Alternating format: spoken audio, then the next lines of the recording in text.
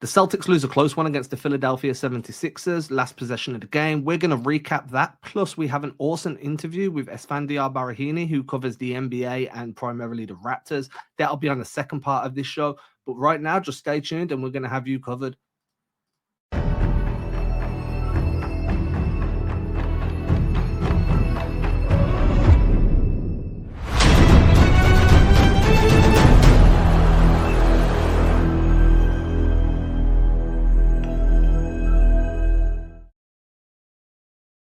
Let's jump right into the morning box score, everybody. So we've got Jaylen Brown had a stinker of a game, disappeared for large stretches. Offensively, just couldn't get it going. Defensively, I don't really think he made much of an impact. Didn't really get going on the glass either. Finished with 11 points, 2 assists, 1 steal, 2 rebounds, and a couple of turnovers. Had 4 in total.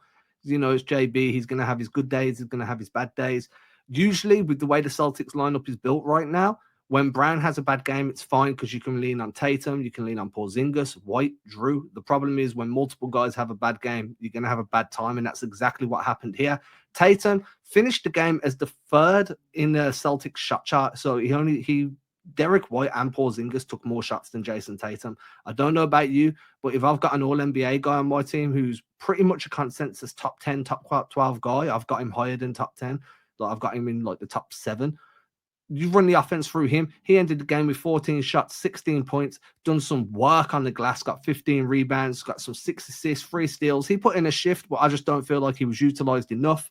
Kristaps Porzingis was the guy that the Celtics decided to run everything through, primarily because Embiid wasn't really guarding him straight up. So they were looking to draw Embiid out and then utilize Porzingis as a role guy or as a pick and pop threat. He ended the game 29 points, 10 of 19 from the field, 2 of 6 from deep. Both of those 2 came in the fourth quarter down the stretch, 2 clutch buckets as well, 6 rebounds, 3 assists. Most of those assists came out of delay actions. It was solid. Derek White on his first game back from having another child. Congratulations to him and his wife. He went 6 of 18. I feel like he shouldn't have had the amount of shots that he did. You know, 4 more than Tatum when you're meant to be like the 4th guy in the offensive rotation just doesn't make sense. White's had a really strong start to the season.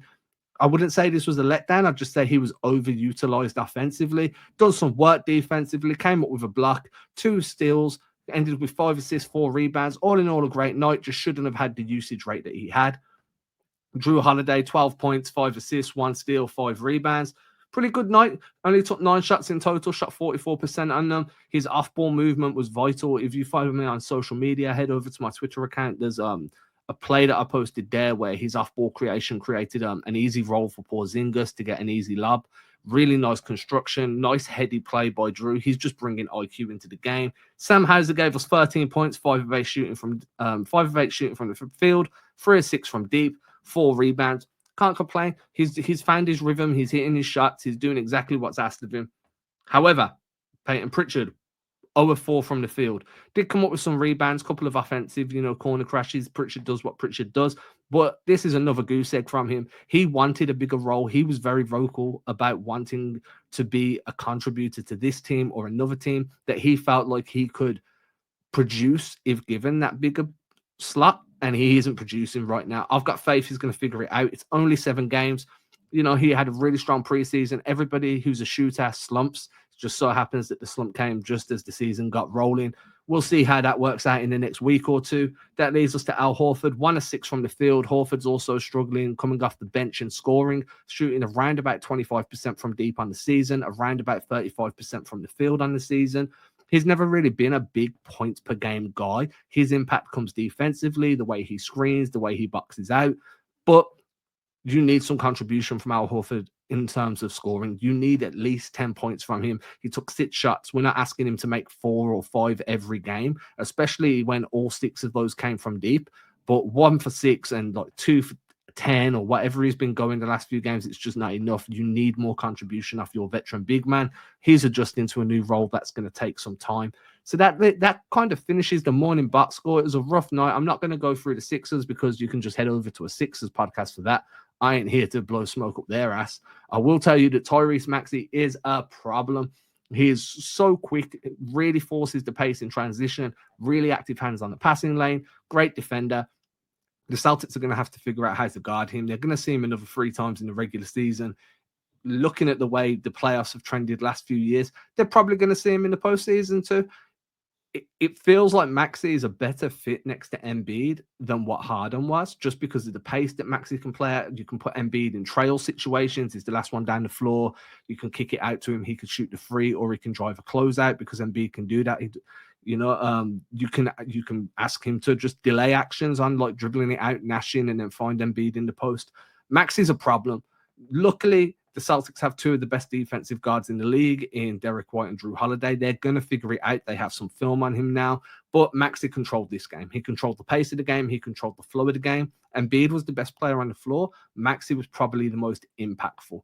And that's a big difference, right? Like being able to contain somebody like Maxey that's there to create havoc that then funnels plays through to Embiid. If you can contain Maxey, you're kind of containing Embiid at the same time, because now he has to hunt for his own offense a little bit more.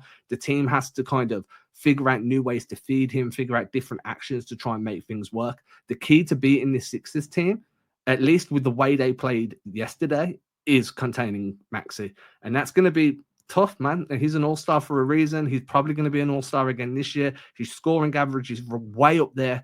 It's going to take an effort. But, 7 games in, I feel like you've got some film there now. You can figure it out. And then we get to Embiid. Come on, man. He's an MVP. He shot 50%. I went back and watched all of his shots. I think there was 6 shot attempts where he didn't have less than one. Right, he had one hand in his face on pretty much every shot. Didn't have less than 2 hands in his face on. So what did he took 20? So 14 shots. He had 2 hands in his face. That means he only took 6 where it was still pretty much tightly contested. I think one was an open mid-range that Horford just decided not to contest. Like, if you make it, cool. But the rest of the time, he had a hand in his face.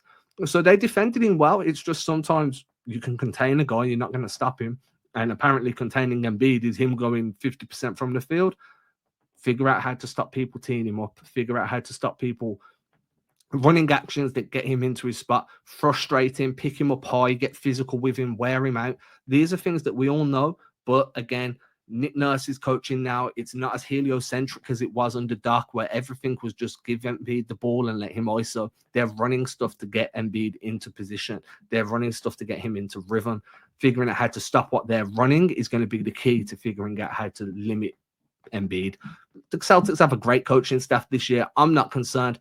It sucks to lose on pretty much the final play of the game. It was a really good look, just didn't go in. Porzingis had hit a few. It is what it is, right? Like 2 losses in 2 games, that sucks too. But keep in perspective, you lose your first loss of the season is an overtime loss. Your second loss of the season is on the last play of the game. Both games, you didn't really control the flow. You were kind of playing catch up pretty much all the way. You got in front and you kind of, you took your foot off the gas, or they made a surge or whatever happened, but you still found your way back.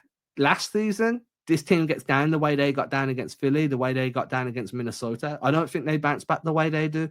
There's a lot more mental toughness there, and I hate talking about mental toughness in sports. I'm very big on, you made it to the pros, so you're mentally tough, because the shit you had to do to get to the pros in the first place is what most people wouldn't even be willing to do or capable of doing. So I don't like talking about mental toughness in that sense, but these guys are overcoming adversity on the fly.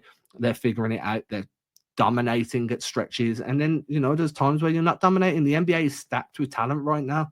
The Eastern Conference is better than it has been. You've got multiple stars that you're going to be facing multiple times a season. You can't win all 82.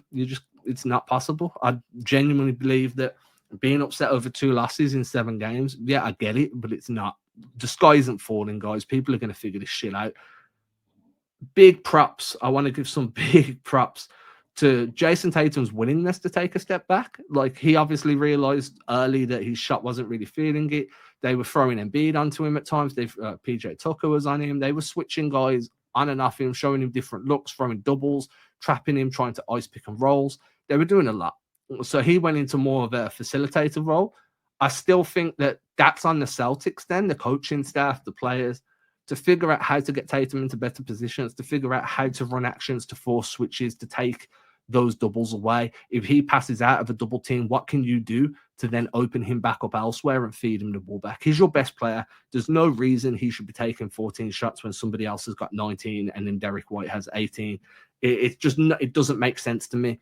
You should always feed your best player. And even if he's not the one scoring, there's rebounding opportunities, he can be driving more. It just felt very passive from Tatum. And I don't know whether that was a coaching decision or whether that was just the way the game was flowing. And he was having an impact defensively. He was the best rebounder on the team. He was creating stuff offensively in terms of pick and roll assists, in terms of just the way his movement was. But this was like, at times you're like, well, why is Tatum there? Like, you're either going to pull him and then not use him at all, or you're going to feature him more because he should be featured more.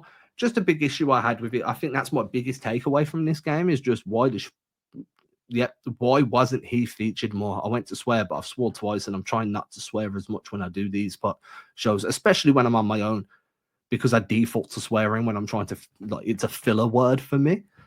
I can't be filling episodes with about 20 different curse words, man. So I've got to try and fill it with maybe pauses, maybe stops. When it's a solo, I speak a bit quicker too. So I do apologize. The accent's probably throwing people off.